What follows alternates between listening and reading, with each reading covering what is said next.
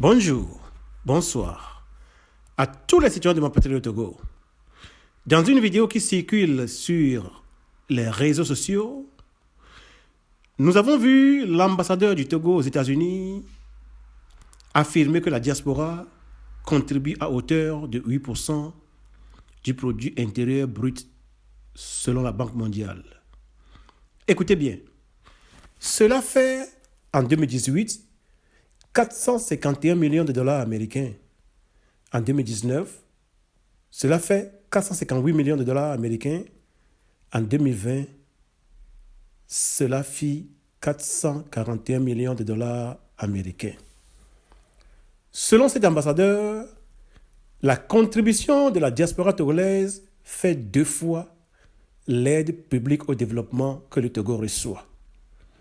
Il continue en affirmant que si nos diasporas sont organisées, nos pays peuvent se passer de l'aide extérieure au développement dont les conditionnalités constituent en elles-mêmes un frein structurel au développement. Avant de commenter les propos de notre ambassadeur, permettez-moi de vous expliquer comment l'aide publique au développement fonctionne.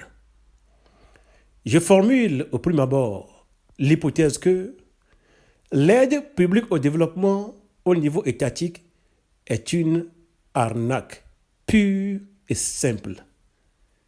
Qu'est-ce qui prouve mon hypothèse, me demandera-t-on.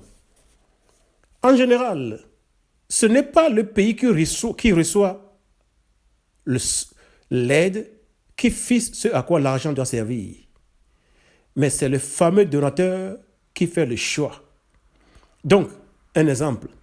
Pendant que vous avez besoin du riz pour nourrir votre population, un fameux donateur peut décider de vous fournir des voitures. Qu'est-ce qui justifie alors le choix fait par le donateur, me demandera-t-on. C'est ici où les dirigeants des pays africains semblent ne rien comprendre des réalités du temps dans lequel nous vivons. Revenons à la question. Qu'est-ce qui justifie le choix fait par le donateur? Dans le monde outre-africain, le choix est exclusivement déterminé par l'intérêt.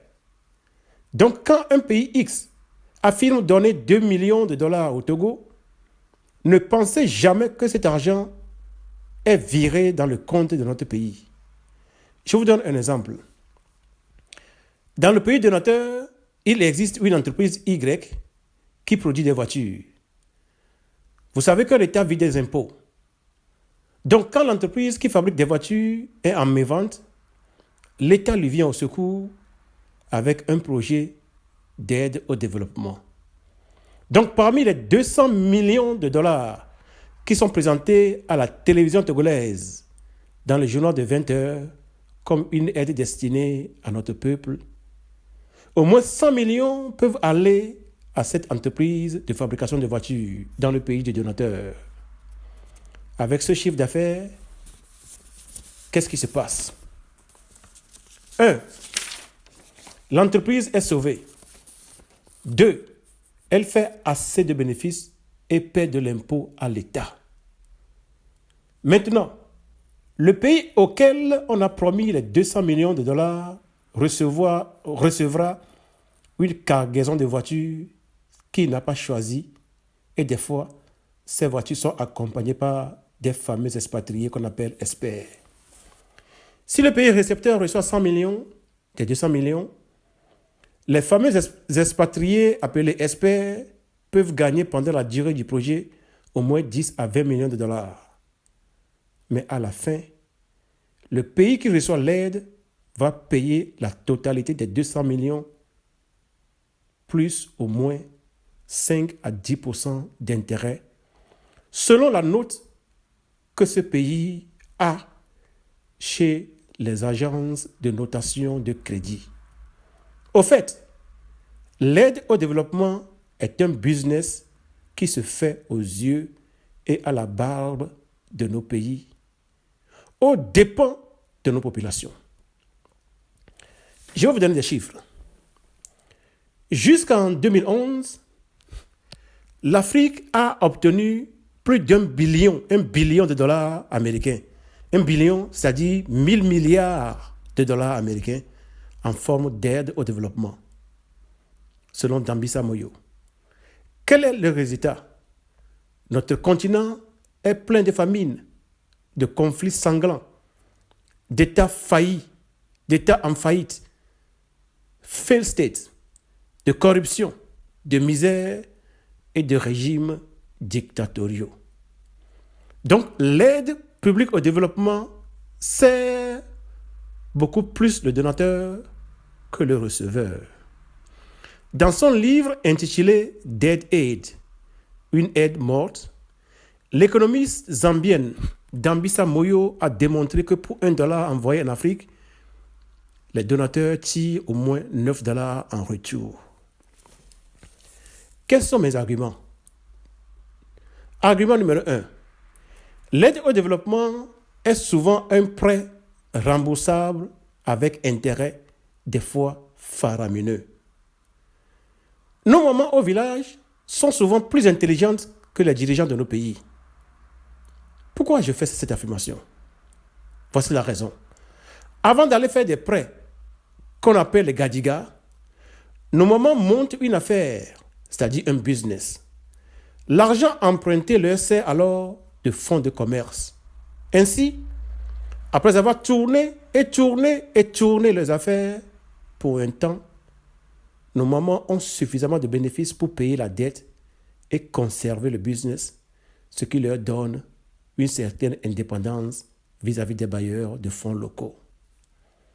Par contre, nos pays se retrouvent embourbés dans des dettes abyssales qu'ils sont incapables de payer. Souvent, à cause de cela, ils offrent presque gratuitement nos ressources aux prédateurs. Argument numéro 2. Les institutions financières comme la Banque mondiale et le Fonds monétaire international vivent aux dépens des intérêts qu'elles perçoivent sur les prêts accordés à nos pays.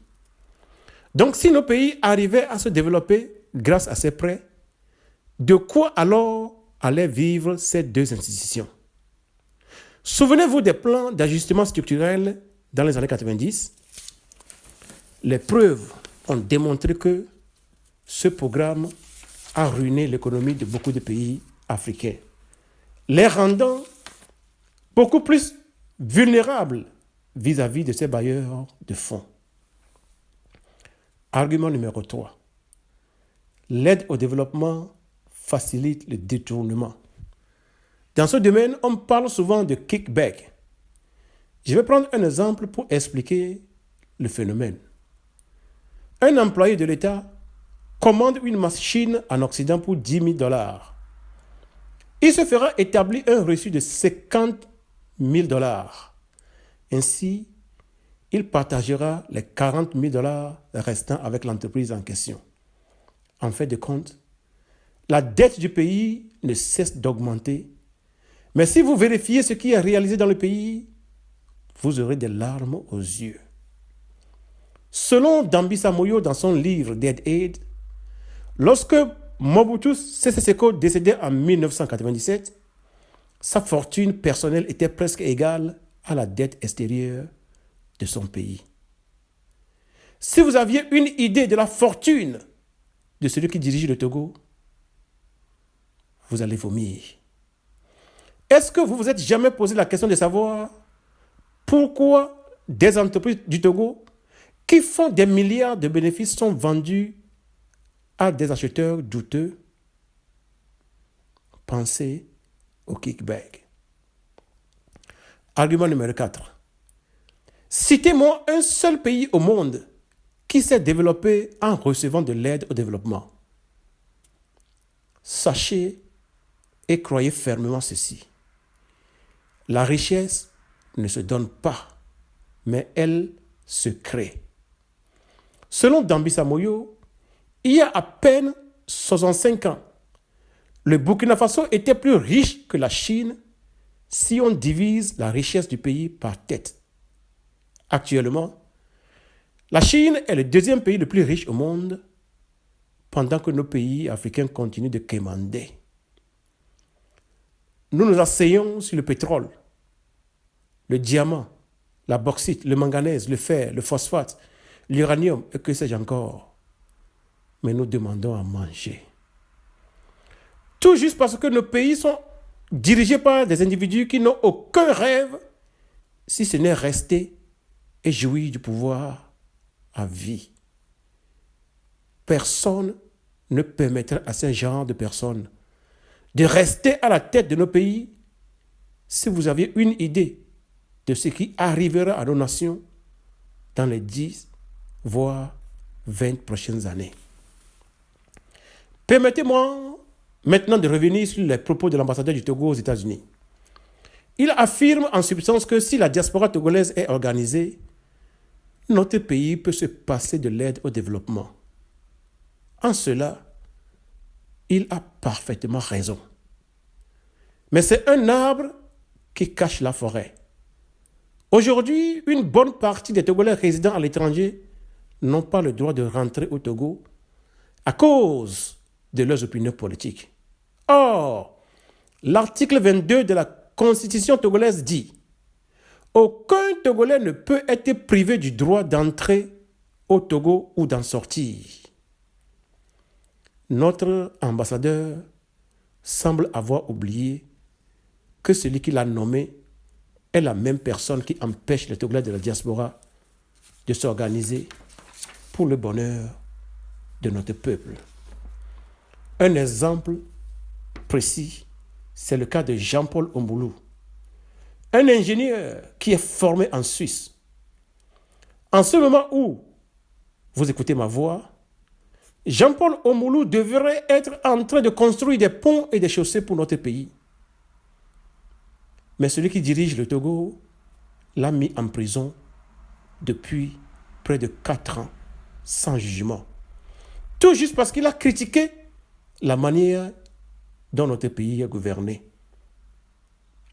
Dieu, qui a créé les cieux et la terre, il est souvent critiqué. Il y a des gens même qui lui nient son existence. Et pourtant, Dieu ne les a jamais emprisonnés ou bien enlevé leur vie. Mais un être humain, pour avoir été critiqué par son concitoyen, il le met en prison jusqu'à ce que mort s'en suive. Et c'est cela que nous appelons civilisation au Togo. Dans cet état, comment est-ce que la diaspora, qui n'a même pas le droit de citer, peut aller s'organiser pour développer notre pays? Je vais vous donner un exemple. Il y a un drone qui s'appelle drone Bayraktar. Vous savez qui l'a créé? C'est un jeune portant ce nom de famille. Il s'est formé à Massachusetts Institute of Technology à Boston, aux États-Unis. Après ses études, le monsieur est rentré dans son pays, la Turquie. Maintenant, il a créé une entreprise. Il fabrique des drones qu'il exporte dans le monde entier à coût de milliards de dollars. Si le président de son pays l'avait mis en prison, est-ce que la Turquie serait aujourd'hui en mesure de fabriquer et d'exporter des drones? Vous ne pouvez pas imaginer combien de fois le régime uni ruine notre pays, le Togo. Alors, monsieur l'ambassadeur du Togo aux États-Unis, vous pouvez informer votre chef que s'il respecte tant soit peu la constitution du Togo, le développement et le bonheur de notre peuple seraient garantis. Je vous remercie.